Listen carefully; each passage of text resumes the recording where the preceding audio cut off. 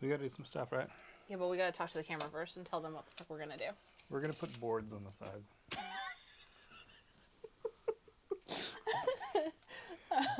In this episode, You're so useful. on this episode, we're gonna cut some wood and bolt it to a van.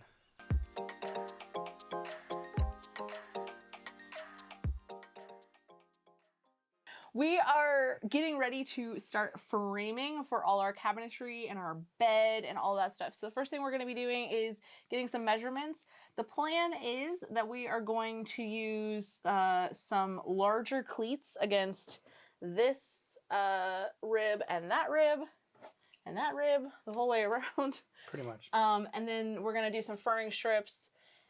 And we're going to put some cleats up on the roof for our ceiling. Yes. So this is probably going to take us the better part of today and maybe tomorrow to get this done, but we're going to be using a combination of Rivet Nuts and self-tapping screws and hopes and dreams. I mean glue.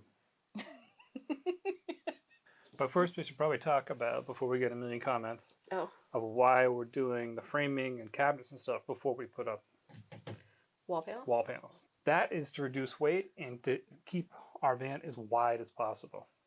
So if we just put paneling right over everything, we'd lose 3 inches here, 3 inches here, 4 inches here, 4 inches there. So like, and that all adds up, right? So eventually you're gonna put what was a nice like 7 foot wide box is gonna be like 6 feet wide. So by doing all the paneling after, we get to save weight and also maintain our width. Yeah, this doesn't mean that we're not putting paneling behind cabinets. It just means that we're going to be using non-structural components to do that, and we're also going to be building the cabinets. Like we'll build the backing to the cabinets at the same time that we build the cabinets themselves, rather than just like blanket putting up wall panels. And we think that this is going to cut down on our weight pretty significantly, because we really are only going to need true wall panels in a couple spots. So let's start measuring for the Cleats. A lot of folks do higher beds than what we're going to be doing because they are trying to fit like bikes or something like that underneath.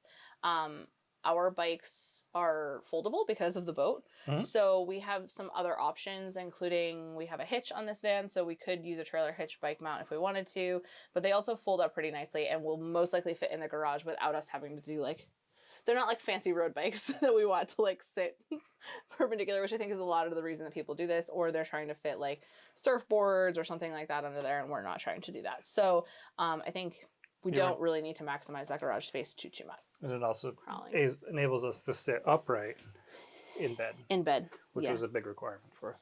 Andy has a particularly long torso, not to point it out, but it does make it difficult to accommodate for that. You're 6 feet tall and I'm 5'6", and we have like the same length legs. So yeah, it makes it challenging for him to be able to sit up in bed in any of these. I could do it in our last van and he most definitely could not. So anyway, so the cleat's just going to go on here for the bed, but I think we're just going to be able to mark it around. The big unknown at this point is the desk cleat.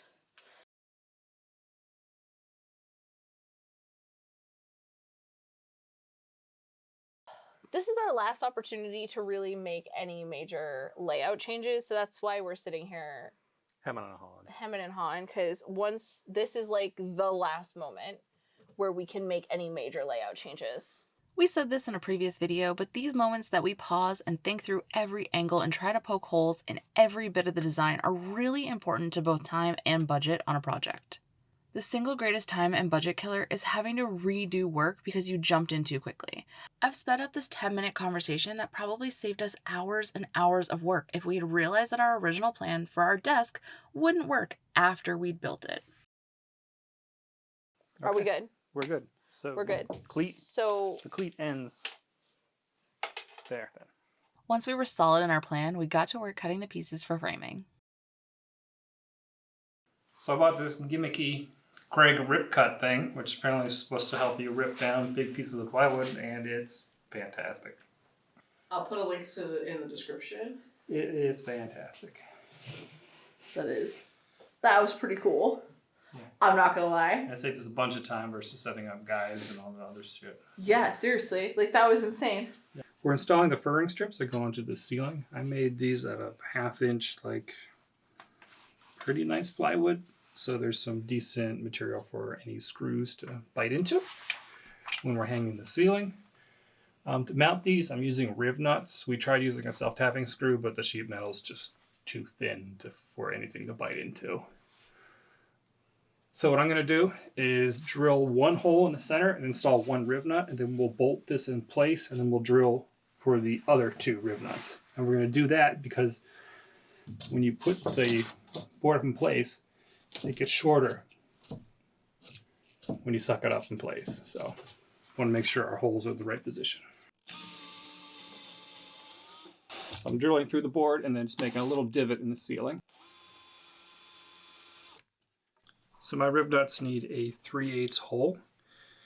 So that's this step right here. And I'm using, this is called a step drill. So each size is different, obviously. So that's the 3/8, and I made a little black mark here so I know to stop when I get up to that point.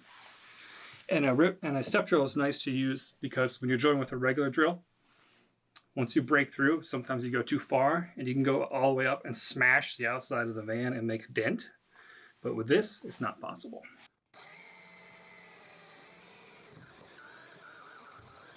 So we're gonna go one more step.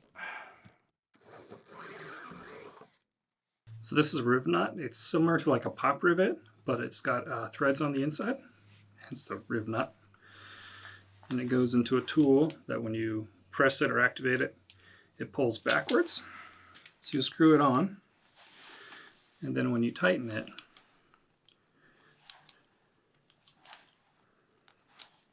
see how it pinches in? And it will pinch the sheet metal between the two rings. You want it to be a tight fit because if you have it too loose, you'll actually spin the rivet nut when you try to tighten it.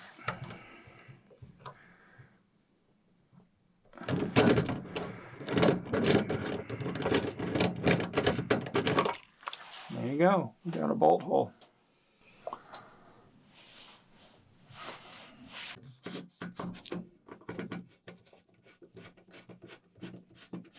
So you see as I tighten this one up, it pulled it up to the roof.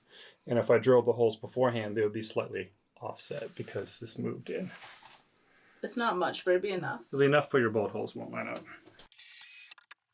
And I'm just bending it down and looking to make sure I don't hit one of the holes in the rib already.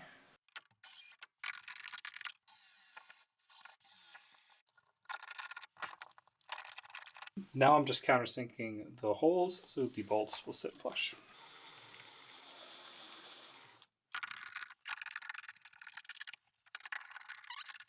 And I've been positioning the bolts like in the maximum curve. So there's a large, relatively large curve here, flattens out, and then there's another one over here. So I'm putting the bolts there to keep everything tight against the ceiling. That's it. Ribs installed on the ceiling.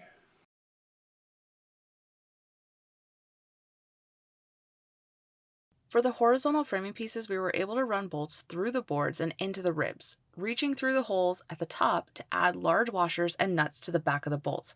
And that was it for framing. Easy enough. We'll see you next time.